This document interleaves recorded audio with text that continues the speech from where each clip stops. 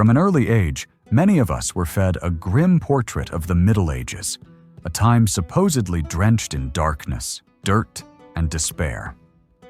We were told people didn't bathe, barely made it past their 30th birthday, survived solely on beer, couldn't distinguish colors, believed in sorcery, and had to surrender their wives to feudal lords under some sinister first-night law. But here's the twist.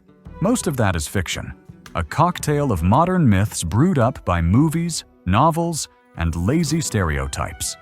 And real medieval history is far more nuanced and intriguing than the bleak tales we've grown accustomed to. Hello, friends. Welcome to History Night. Smash your like, subscribe, and let's begin. We will start with one of the juiciest legends, about spoiled meat seasoned with exotic spices to mask the rot. Sounds wild, but it's completely untrue. Spices back then were pure luxury, imported from far-off lands like India, China, or the Islamic world.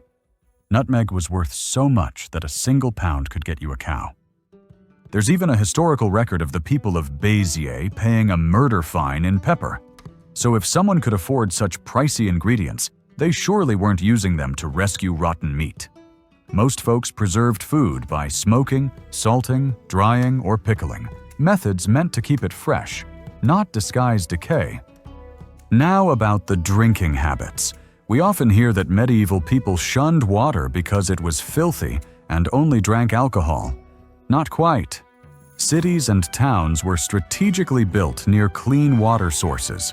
Polluted water meant disease, and disease meant the end of a community. People knew the risks. They stored water in wells and ponds and took measures to keep it safe. Beer and wine were indeed common, but often mixed with water, not for drunkenness, but for hygiene.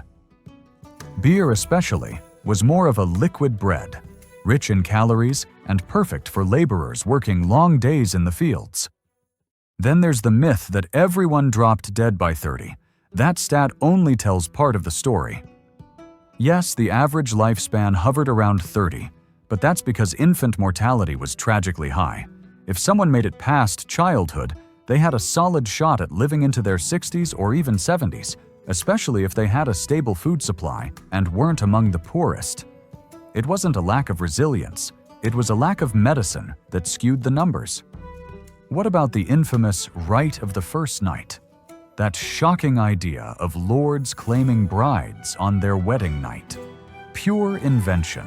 No legitimate historical document confirms its practice. It's a dramatic device created much later to highlight the supposed cruelty of feudal elites. In reality, it would have caused chaos.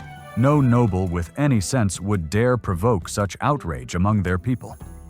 Another fabricated tale is that of the chastity belt.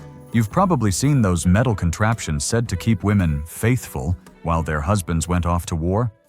But actual archaeologists haven't unearthed a single genuine medieval example. Most were created in the 19th century as jokes or museum curiosities. Not real, not medieval, just good storytelling. The classic image of a drab, colorless Middle Ages is more illusion than reality. Step inside any surviving Gothic cathedral, and you'll be blinded by color. Stained glass windows exploded with life. The upper classes wore rich, vividly dyed fabrics, embroidered with gold and gems. Even the interiors of homes were decorated. But time hasn't been kind to medieval frescoes. So what we see today seems muted. It wasn't. It was vibrant. Torture in the Middle Ages? Another area bloated with exaggeration. The notorious Iron Maiden, often cited as a medieval torture device, was in fact a 15th century theatrical invention, never used during the true medieval period. Torture did happen, but not with the gruesome showmanship we often see in films. We often hear the Middle Ages described as the Dark Ages, a time when knowledge vanished, civilization stalled, and ignorance reigned supreme. It's a powerful image, crumbling ruins, dirty peasants, and a world shrouded in superstition. But here's the truth. That image is a myth, a construct born from Renaissance snobbery and Enlightenment bias. Yes, the medieval world had its brutalities, wars, plagues, and religious strife. But it was far from a cultural vacuum. This was the age that birthed universities, preserved ancient texts, and laid the groundwork for modern science. Monks meticulously copied manuscripts, thinkers like Thomas Aquinas debated reason and faith, and architects reached for the heavens with cathedrals that still leave us breathless. People traveled, traded, and explored far more than we assume. The Silk Road buzzed with life.